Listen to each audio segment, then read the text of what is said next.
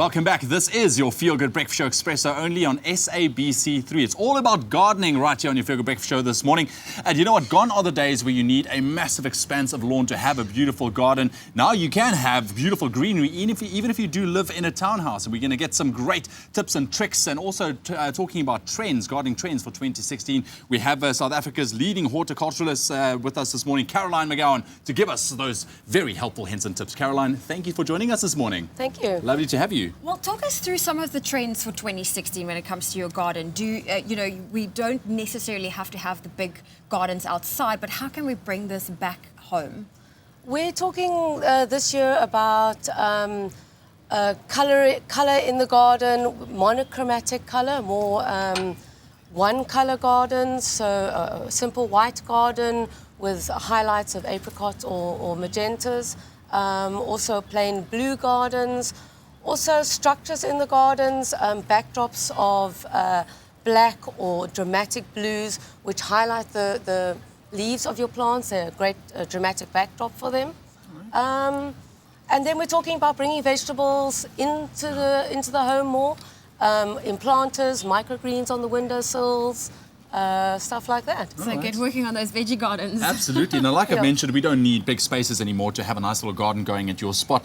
Let's talk a little about small scale, the small scale trend of landscaping, specifically when it comes to container gardening, for indoor, outdoor plants. I mean, how do we approach this when we look at The gardening? growers are now making cultivars that are smaller.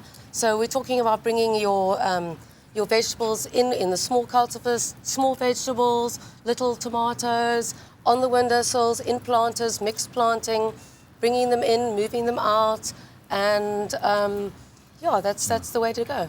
And when it comes to maintaining your garden, because you can have all the help or you can set up your beautiful garden, but it sometimes gets difficult to manage it. What would you say is the best way to maintain your garden? Maintaining is low maintenance, is about keeping fewer plant varieties so that your maintenance is manageable.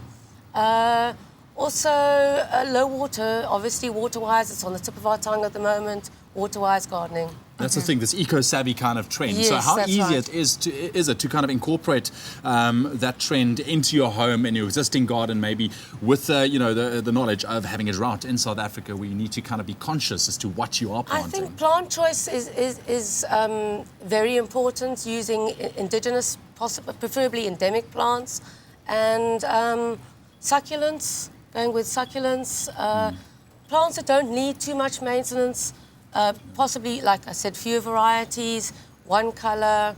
That's definitely the way to go. Definitely where they go. Well, we will be catching up more with Caroline in just a little bit. We'll also bring you some ways to be eco-savvy when it comes to being in your garden. But we also have more coming up for you. In fact, I did have my own little DIY moment, but Kat will tell you more.